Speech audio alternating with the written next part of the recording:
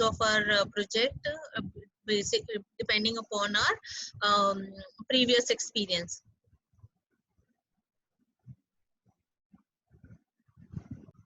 So previous experience, but at the designing phase, when we design the software, when we design the input output screens, when we design other things also according to our data flow diagram, which we had analyzed during the analysis phase, then we have to again do the sizing. And finally, this is the estimation of sizing. And finally, when the system has been implemented, at that time also we have to size it, because if we are charging our cost according to the size, then definitely it should be approximately near about same as we had decided on to the time of designing. So it should be same as the time of implementing also. Some 19 and 20% will be, so 1-2% will be okay, it can be changed, but approximately it should be same. So final sizing after install. So according to the final sizing, we charge for the software. So the measurement of software size, why? What is the use? The measurement of software size is hard. Difference, software sizing and effort estimation.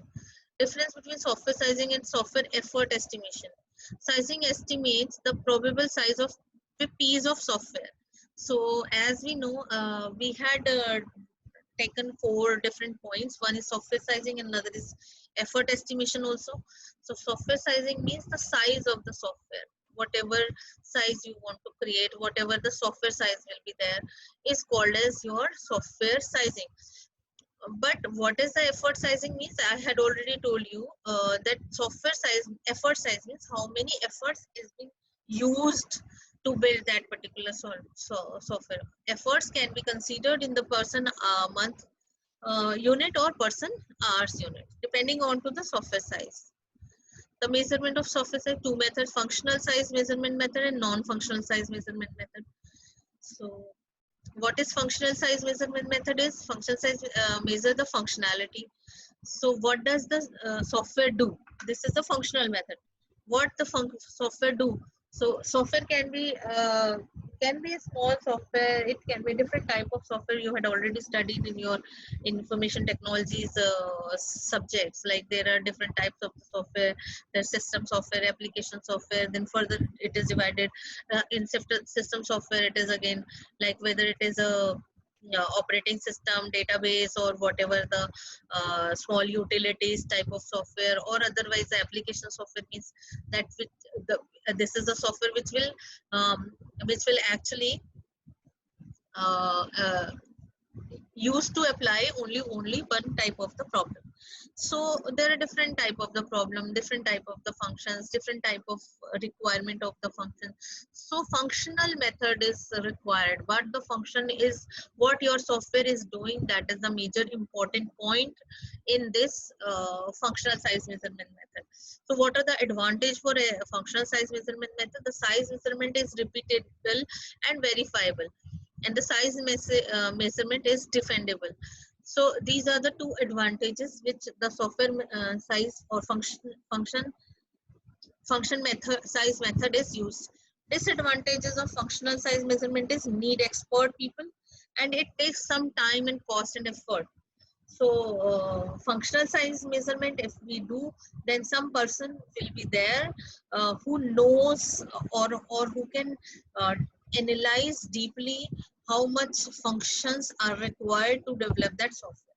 So how much modules we required, how much inputs outputs will be required, that measurement should be done with a skilled person.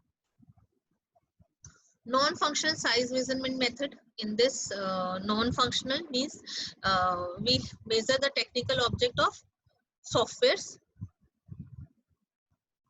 For example, use case, DFD and sequence diagram we have to create, and then by using these methods which we had already discussed in the case in some case studies with the help of some case studies also.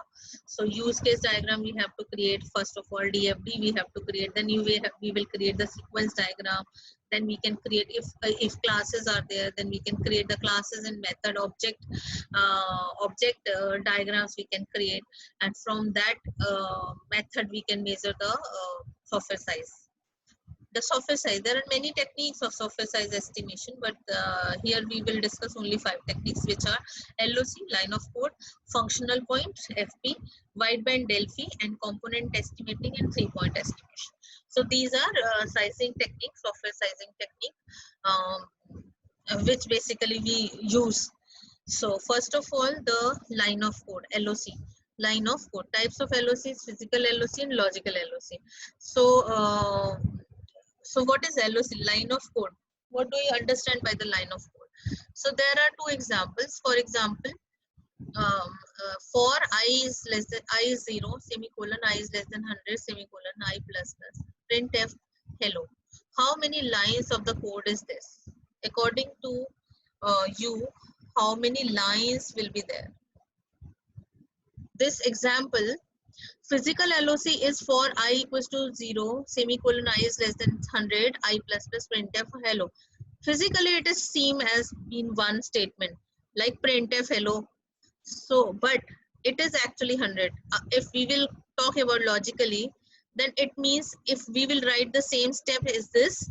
So now you can easily find out that this printf hello statement will be executed how many times? 100 times. So in the same way, if I will give you an if you will get an question of printing hello 100 times onto the screen, then you have to repeat this printf hello 100 times in your code.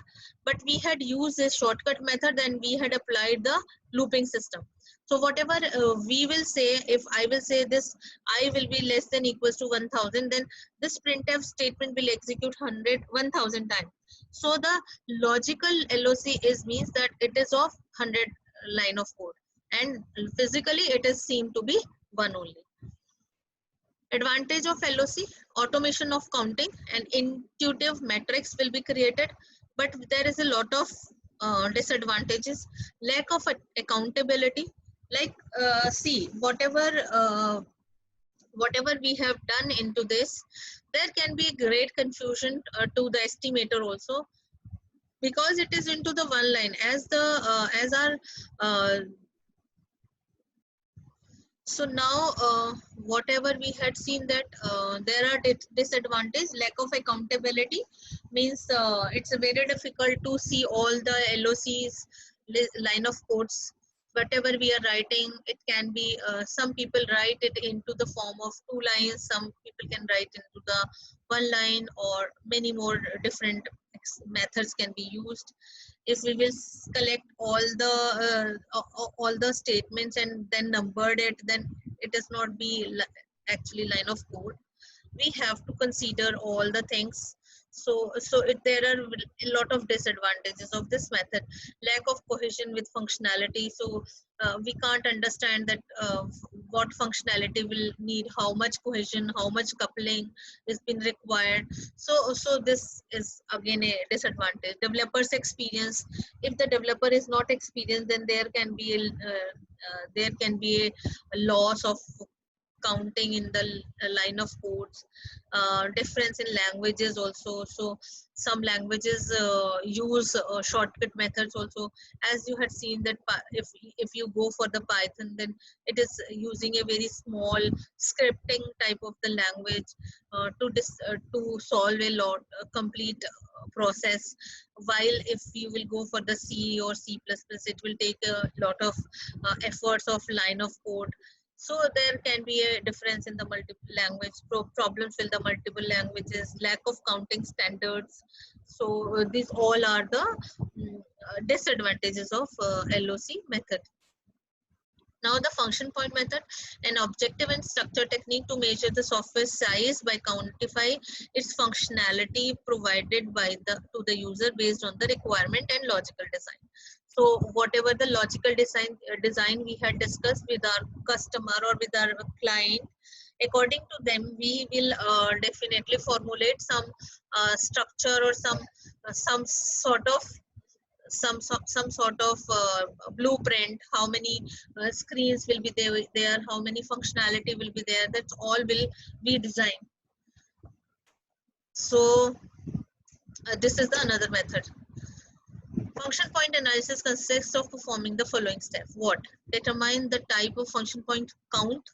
So first of all, you have to decide yourself. All your project team will should determine how many which type of function point you are going to count.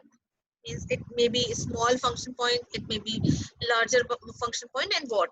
Determine the application boundaries from where it is start from end. So that it should be considered, is we will not go before it and we will not go after it. For example, suppose I'm developing a online website, suppose e-commerce website. So I am developing it for myself. I want to sell my product. In that case, I will focus only on the website which I am dealing with. Means I want to sell the product, whatever product I want to sell, whatever the function points will be there. So I will not consider how the delivery system will be there, how the yes means yes, it can you can say that how the delivery system will be done, how the packaging will be done. So we will not consider into the website for that. So we will consider it, but it will be not a part of our project or our website. So we have to define our boundaries, project boundaries. Identify and rate to the unadjusted function point count. So you have to find if there is some function point randomly generated, then how you will adjust it. Because when you analyzing and when you are designing, there may be some changes, there may be some unadjusted function points will be uh, uh, coming out. So how you will adjust these function point in your estimation. Identify and rate the data function types to calculate their contribution to the UFP. So, definitely, if you are identifying some unadjusted function point, means unidentified function point counts, then how you will rate them, how you will cost them.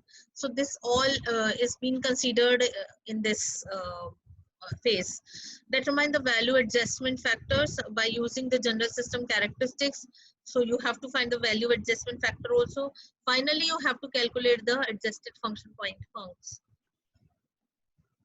And there are 5 components of the function points. First is EI, means external inputs, EO, external outputs, EQ, external inquiries, EIFs, external interface files, and ILF, internal logical files. These are the 5 major components which you have to be focused on to when you are doing the function point method of software sizing technique. So what is external input is an elementary process in which data crosses the boundary from outside to inside.